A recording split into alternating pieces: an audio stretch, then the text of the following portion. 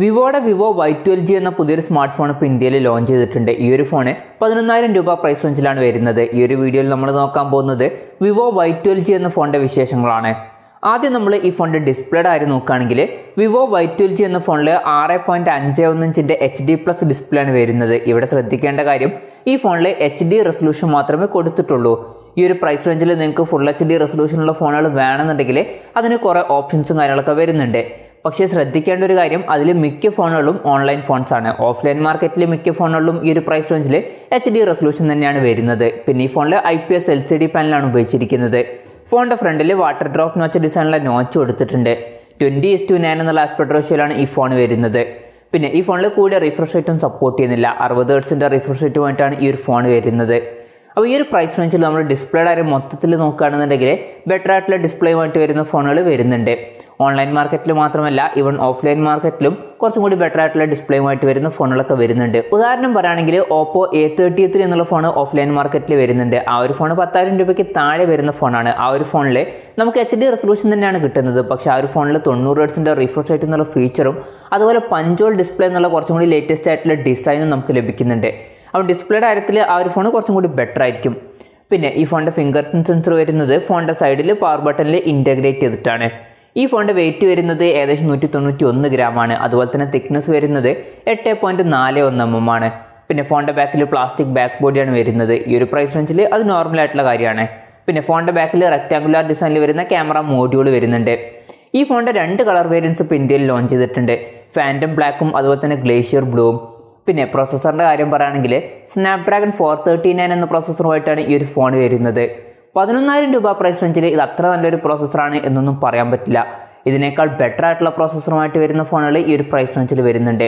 ഉദാഹരണം പറയുകയാണെന്നുണ്ടെങ്കിൽ ഈ ഒരു പ്രൈസ് റേഞ്ചിൽ മീഡിയാടെക്കിൻ്റെ ഹീലിയോ G85 എന്നുള്ള പ്രോസസ്സറുമായിട്ട് വരുന്ന ഫോണുകളൊക്കെ വരുന്നുണ്ട്. അതുപോലെ തന്നെ ഇതിനേക്കാൾ കുറഞ്ഞ പ്രൈസ് റേഞ്ചിൽ സ്നാപ്ഡ്രാഗൺ 662 എന്നുള്ള പ്രോസസ്സറുമായിട്ട് വരുന്ന ഫോണുകളും വരുന്നുണ്ട്. പക്ഷേ ശ്രദ്ധിക്കേണ്ട ഒരു കാര്യം, അതൊക്കെ ഓൺലൈൻ ഫോൺസ് ആണ്. ഇപ്പോൾ നമ്മൾ ഓഫ്ലൈൻ മാർക്കറ്റ് മാത്രം കൺസിഡർ ചെയ്യുകയാണെന്നുണ്ടെങ്കിൽ നമ്മൾ നേരത്തെ പറഞ്ഞിട്ടുള്ള Oppo A33 എന്നുള്ള ഫോണിൻ്റെ കാര്യം നോക്കുകയാണെങ്കിൽ 10,000 രൂപയ്ക്ക് താഴെ വരുന്ന ഫോണാണ്. ആ ഒരു ഫോണിൽ ഇതിനേക്കാൾ കുറച്ചും കൂടി ബെറ്റർ ആയിട്ടുള്ള സ്നാപ്ഡ്രാഗൺ 460 എന്ന പ്രോസസ്സർ വരുന്നുണ്ട്. അപ്പം പെർഫോമൻസിൻ്റെ കാര്യത്തിൽ കുറച്ചും കൂടി ബെറ്റർ ആ ഒരു ഫോണായിരിക്കും.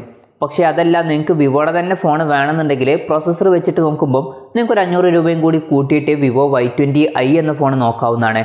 ആ ഒരു ഫോണിൽ നമ്മൾ നേരത്തെ പറഞ്ഞിട്ടുള്ള സ്നാപ്ഡ്രാഗൺ 460 എന്ന പ്രോസസ്സർ വരുന്നുണ്ട്. അതായിരിക്കും കുറച്ചും കൂടി ബെറ്റർ ആയിട്ടുള്ള ഒരു ഓപ്ഷൻ. പിന്നെ Vivo Y12g എന്ന ഫോണിൽ 3 GB റാമാണ് വരുന്നത്. അതുപോലെ 32 GB ഇൻറ്റേർണലും കൊടുത്തിട്ടുണ്ട്. മെമ്മറി എക്സ്പാൻഡ് ചെയ്യണമെന്നുണ്ടെങ്കിൽ ഈ ഫോണിൽ ഡെഡിക്കേറ്റഡ് മെമ്മറി കാർഡ് സ്ലോട്ട് കൊടുത്തിട്ടുണ്ട്. അതായത് 2 സിം യൂസ് ചെയ്യുമ്പോൾ തന്നെ ഒരു മെമ്മറി കാർഡ് നമുക്ക് സെപ്പറേറ്റ് ആയിട്ട് യൂസ് ചെയ്യാം.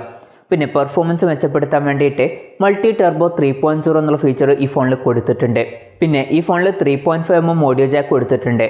ആൻഡ്രോയിഡ് 11 ബേസ് ചെയ്തിട്ടുള്ള ഫൺ ടച്ച് OS സോഫ്റ്റ്വെയറുമായിട്ടാണ് ഈ ഒരു ഫോൺ വരുന്നത്. ക്യാമറയുടെ കാര്യം പറയുകയാണെങ്കിൽ ഫോണിൻ്റെ പിന്നിൽ ഡ്യുവൽ ക്യാമറ സെറ്റപ്പാണ് വരുന്നത്.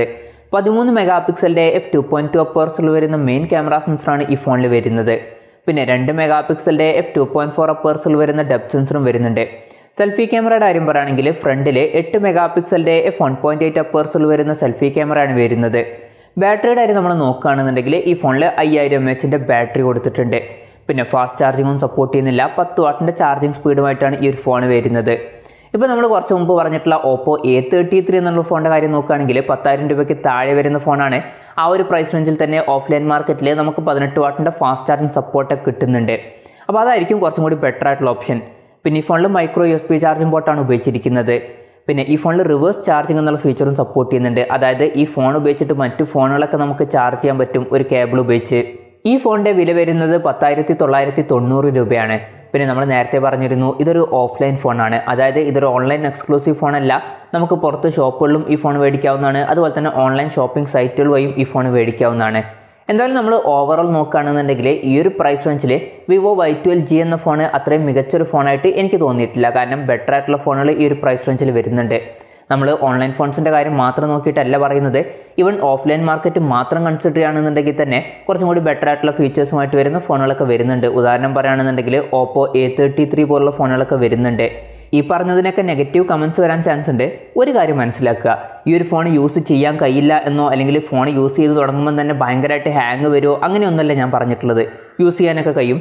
പക്ഷേ ഇതിനേക്കാൾ കുറഞ്ഞ പ്രൈസ് റേഞ്ചിൽ ഇതിനേക്കാൾ ബെറ്റർ ആയിട്ടുള്ള ഫീച്ചേഴ്സും കാര്യങ്ങളും ലഭിക്കുന്ന ഫോണുകൾ നമുക്ക് ലഭിക്കുന്നുണ്ട്. ഓൺലൈൻ മാർക്കറ്റിൻ്റെ കാര്യം മാത്രമല്ല, ഓഫ്ലൈൻ മാർക്കറ്റിൽ തന്നെ ഇതിനേക്കാൾ ബെറ്റർ ആയിട്ടുള്ള ഫീച്ചേഴ്സുമായിട്ട് വരുന്ന ഫോണുകൾ നമുക്ക് ലഭിക്കുന്നുണ്ട്. അത്രേ പറഞ്ഞിട്ടുള്ളൂ.